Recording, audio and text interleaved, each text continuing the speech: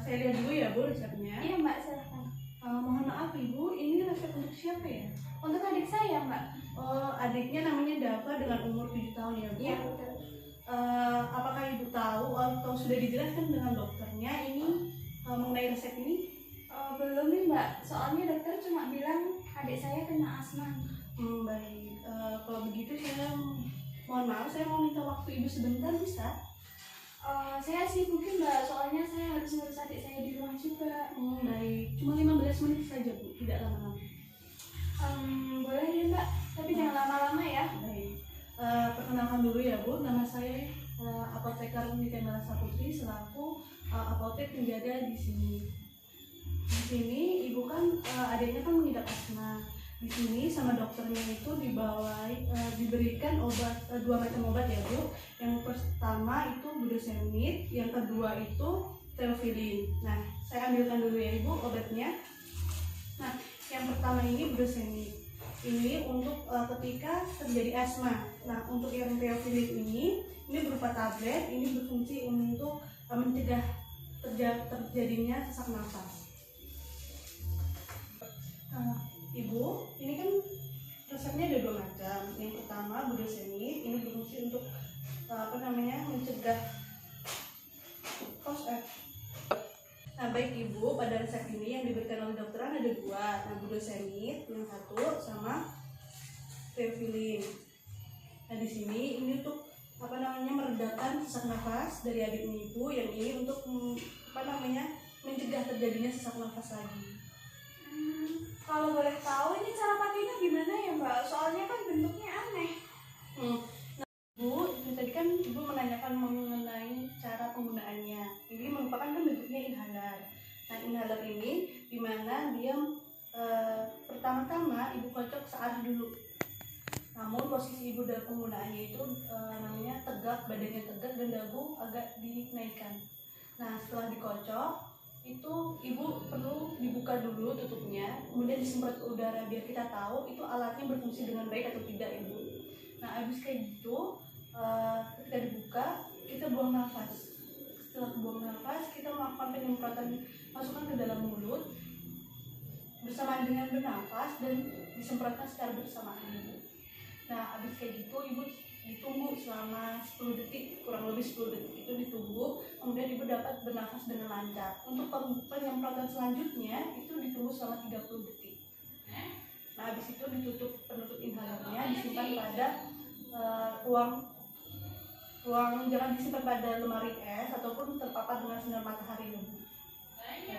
Nah, untuk yang theophylline ini penggunaannya 2 kali sehari sehabis makan. Nah, ini penggunaannya itu pada jam 8 pagi dan jam 8 malam. Mengenai penggunaan obatnya ada yang Ibu tanyakan dulu? Kalau misalkan ya Mbak, jam 8 itu saya lupa memberikan obat. Nah, itu nanti bagaimana Mbak solusinya? Sebaiknya jika lupa, jika ingatnya jam 9 atau jam 10 pagi ya Bu, itu segera untuk melakukan konsumsi obatnya. Tapi untuk mencegah terjadinya Ibu lupa, karena takut lupa, bisa Ibu memasang alarm di jam 8 pagi dan jam 8 malam sehingga obatnya itu dapat berjalan dengan sempurna. Itu Ibu. Nah, Ibu apakah sudah dapat dimengerti? Sudah Mbak. Baik, mohon maaf ya Ibu. Bisa Ibu ulangin apa yang saya sampaikan tadi mengenai penggunaan obat-obatnya? Boleh. Yang pertama itu budesonide. Yang pertama kita membuka tutupnya, kemudian kita kocok searah, lalu kita semprotkan pada udara untuk mengetahui dapat berfungsi atau tidak. Lalu kita bernafas dan membuang nafas, kemudian alatnya disemprotkan bersamaan dengan kita bernafas dan didiamkan selama 10 detik. Setelah itu, untuk penyemprotan yang kedua kita lakukan setelah selisih 30 detik. Nah, untuk yang kedua ini kita konsumsi pada jam 8 pagi dan juga 8 malam sehabis makan. Iya, Ibu, betul sekali, cara penggunaannya juga sudah tepat. Nah, baik Ibu, ini ada satu hal lagi yang penting. jika adik ibu nanti mengalami mual maupun muntah, saya harapkan ibu tidak khawatir. Nanti bisa ibu kembali lagi ke dokter, namun tidak perlu khawatir karena itu merupakan efek samping dari penggunaan obat-obatnya sendiri ya Bu. Oh, jadi misalkan nanti adik saya mual dan muntah, itu tidak apa-apa berarti ya Mbak? Iya. Namun setiap orang itu kan efek sampingnya berbeda-beda, tergantung pada orangnya. Nanti semisal kalau adik Mbak mengalami mual dan muntah, itu diberhentikan sementara penggunaan obatnya dan ibu kembali lagi ke dokter.